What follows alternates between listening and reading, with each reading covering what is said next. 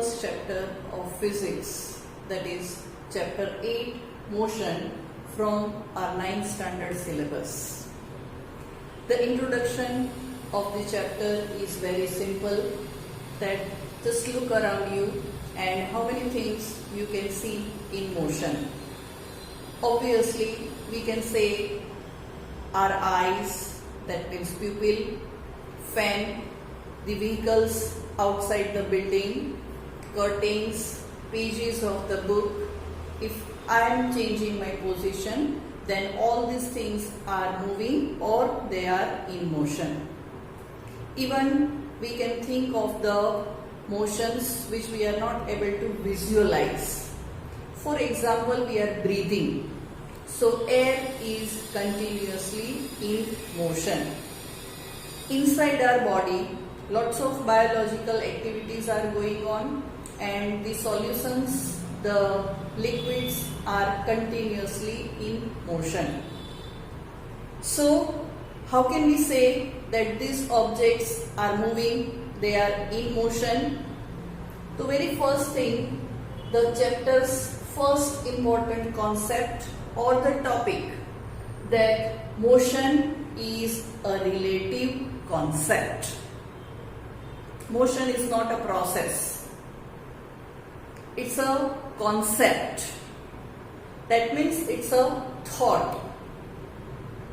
What we can see, what we can feel. It is not absolute also. It means one object is in motion for me, may not be in motion for other person or the other object. Right now we all are on the earth. We are not able to feel that earth is continuously rotating or revolving. But if anyone is observing from the universe, they can say that earth is in constant motion. This thing we had observed whenever we are traveling, and if we are sitting in a train. If the another train passes from our train and we are at rest, our train is not moving, but still we can feel that our train is in motion, it is changing its position. Likewise, while we are sitting in the train or bus, we can feel that the object outside the bus or train, that is the pole or the trees or the building or the bridges, they are continuously passing, they are moving. But the persons who is outside the bus or train, they will say that all that things are at rest, they are not moving, they are fixed. But you are sitting in the bus or train, and that bus or train is continuously moving. So, both the persons are right at their position. The difference in the observation, it is because of their reference point. So the question arises, what is reference point? If I am saying something is moving, my hand is moving, how can you say that this part is at rest and this part is in motion? So with reference to the board, if you are observing after 10 minutes, this portion is at the same point. After 30 minutes also, if you are observing, this shoulder is at that point only. But say any reference point, any reference line I draw from here, then my hand sometimes on this side, sometimes at the line, sometimes beyond the line.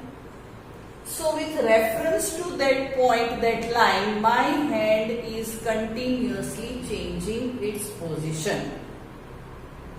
So I can say that my hand is continuously changing the position with reference to this, and that's why it is in motion. Let us take one more simple example. This is our school. We are having one temple just 1 kilometer away from here.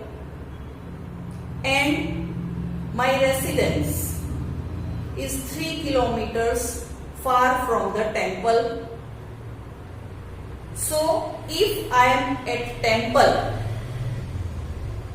what I will say, that my residence from temple is 3 kilometers away from them.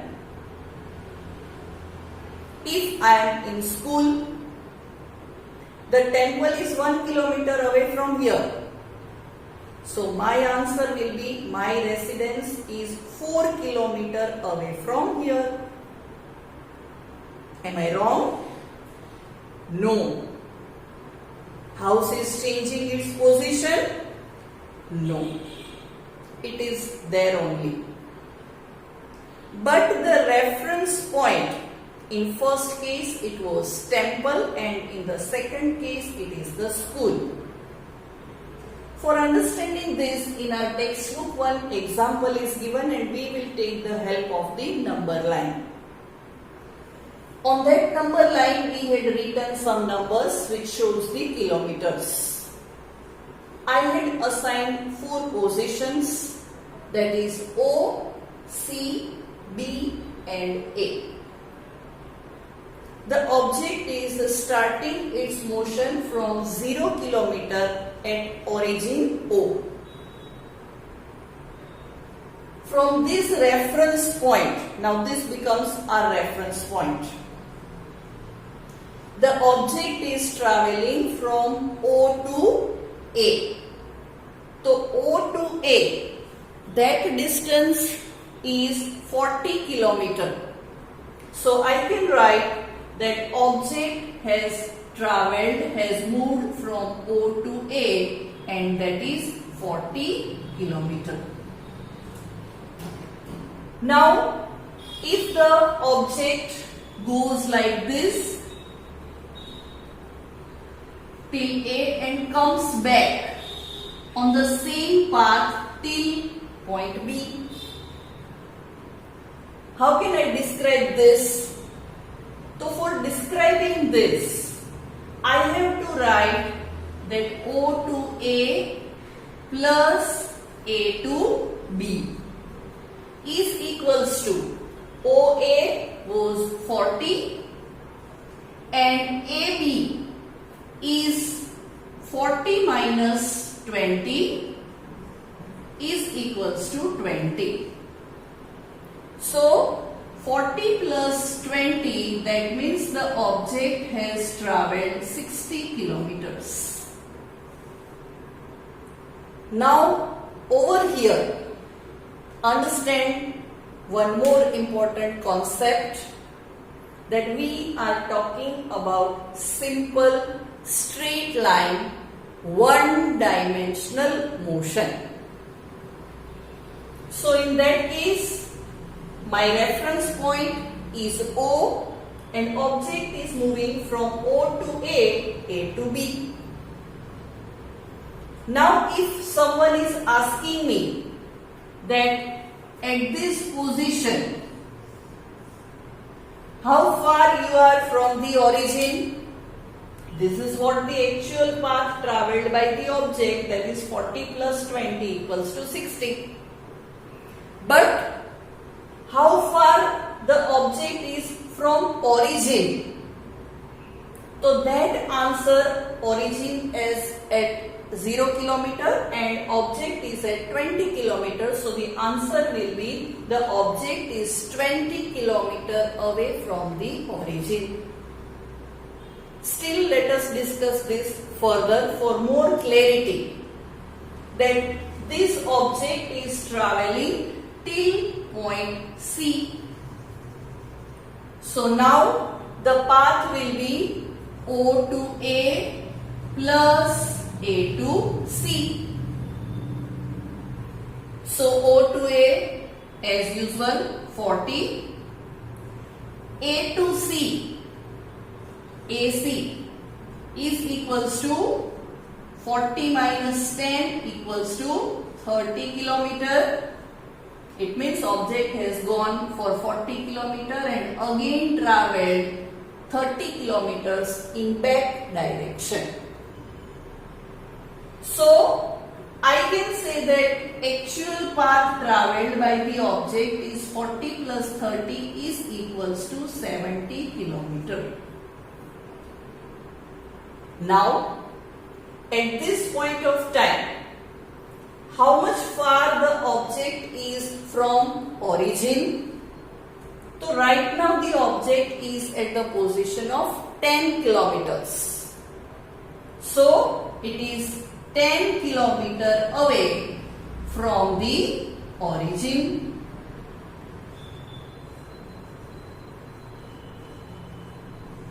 Now from this, two important quantities of physics we are defining. One is distance and another is displacement. What is the difference between them? In real life we are using anyone in place of anyone. Matlab, we can use distance and displacement for any of the quantity. But scientifically there is difference between two terms. Distance is the actual path travelled by the object. So in our example, the numbers 40, then 60, then 70 is the distance travelled by the object. But displacement is the shortest path between initial and final point. Initial point, that is origin from where we have started, and shortest distance, the least distance between these 2 points. So when I am saying 40, O and A, my final and initial position, the points are the same. So in that case, distance is equals to the displacement. But when I am saying the distance travelled, actual path travelled is 60 kilometers. But the shortest distance between origin and final position, that is only 20 kilometers. So where distance is 60 kilometer, displacement is only 20 kilometer. Object was here and right now it is at this position, only that much change in position right now. Still further the object is travelling till point C.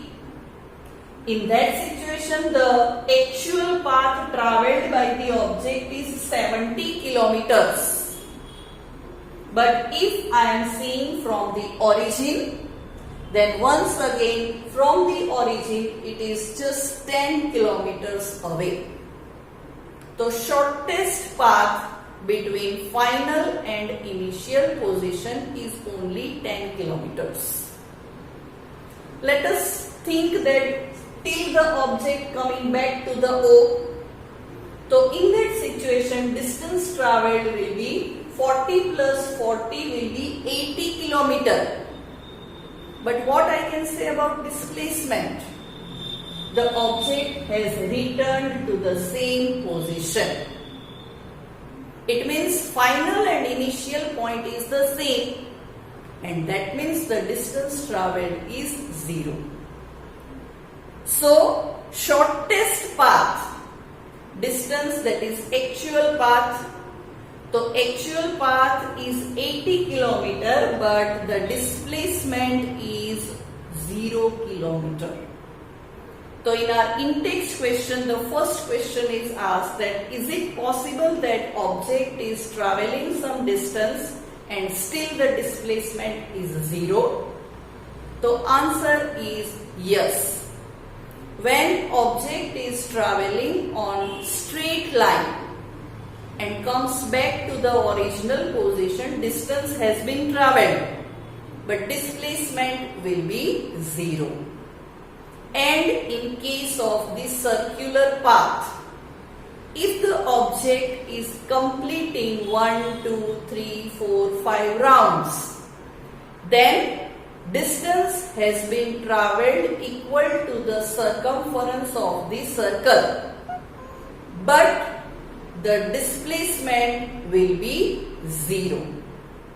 Let us understand that with few examples, and in our next video we will understand the uniform and non-uniform motion as well as the quantities like speed, velocity and acceleration. Please revise this till आभार।